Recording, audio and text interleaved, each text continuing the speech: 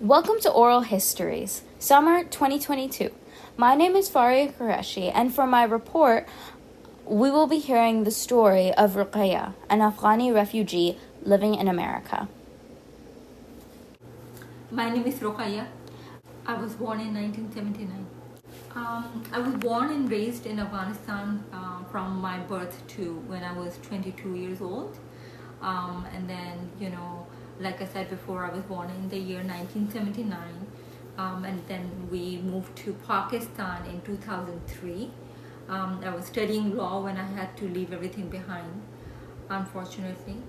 And then we moved to America in 2004. Many of our close relatives moved to Pakistan way before us. So, I remember visiting them a few times when we were in Afghanistan. So that wasn't really that difficult, but our move to America was a bit challenging. So, but we moved in 2004. In Afghanistan, I lived with my parents, my siblings and extended family that included my grandparents and my two uncles. We used to have this big compound in which each family had their own house. So I absolutely loved, the living arrangement over there. When we moved to Pakistan, we had some close relatives there too, and so they had arranged a small house for us. So we had our own living situation going on there. But then when we moved to America, we lived with our family friends for about a month or so, and then we started renting an apartment. So immigration to Pakistan was not that difficult because we had a lot of family members there, and also because Pakistan's culture is very similar to Afghani culture in many ways. So, but immigration to the US was very challenging because of multiple reasons. Firstly, the language barrier. Even though I was taught English in school, but it is one thing to learn, the grammar rules, and another when you actually have to speak it. So, all grammar rules then skip your brain. At the age of 22 years, I was struggling speaking basic stuff. And the other thing that really was like challenging for me was like food restrictions, because we have to eat zabiha halal, a very certain kind of meat, and so we couldn't eat a lot of stuff which my peers were eating. And I'm not that much of a food lover, but still.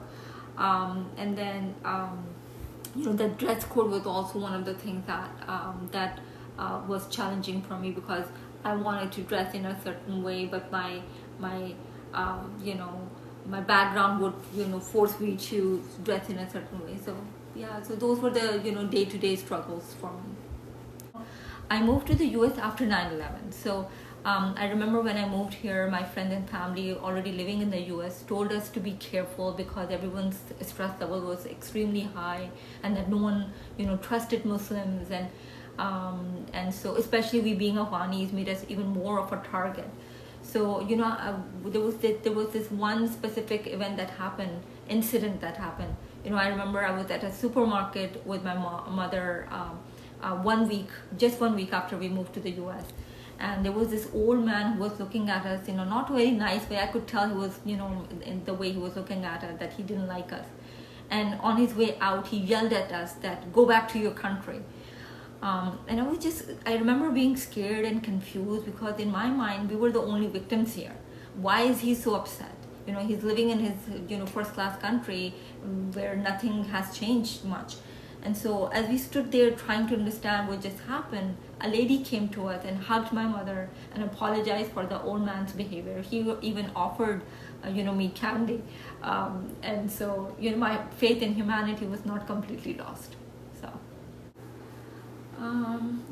My father was a doctor, and every once in a while he would visit small villages with his mobile clinic to serve the poor community. And a lot of time he would take one of his kids to help him. I remember I was with my father in a very small village, we were visiting, to help those village people. And I vividly remember that, these two very suspicious looking, guys came into the clinic, and they said something to my father, and I remember he being very, very nervous. And then my father told me that apparently there was supposed to be a very bloody battle that was going to happen here, and then these guys asked us to immediately leave the village and not even tell anybody, and that was like, I think, very difficult for my father. But then we left that village within 30 minutes. And then after 2 days we were informed that 90% of that village was killed in a drone bombing. So that was very devastating, and I think my father was never able to get over that experience. So, I'm a pacifist, and I seriously believe that violence is not a good way to resolve things. Unfortunately, Afghanistan has been a victim of so many foreign wars. I always felt betrayed by the superpowers and the corrupted Afghani government for using our ground, for using Afghanistan for their own political gains. And I, up to this day, believe all parties involved were wrong, and the only victims were the poor, innocent Afghani people. That's it. That's all I have to say. In general, I feel sad about the way things have been in Afghanistan. It used to be such a beautiful country with culture and sophisticated civilization, and all has been ruined, and only a miracle of God might change things. But I know in my heart that it's really not possible. All we can do right now is just pray, and I like to donate as much as I can to the Afghani people and any Afghani causes that I can. So that's it.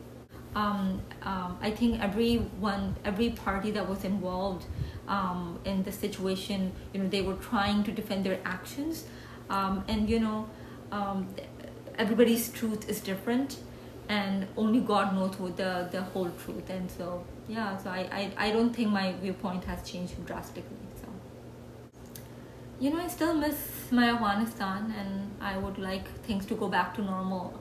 I know in my heart that it is not possible, but you really can't control how you feel, right? So I've stopped watching any and all news related to Afghanistan, really. However, the recent events made me sad, and I felt like really helpless, and I wanted to do I wanted to help the Afghanis there.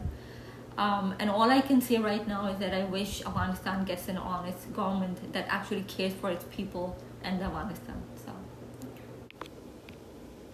Thank you, Ruqayya, for taking part in sharing this history, and thank you to the WNTH community for listening.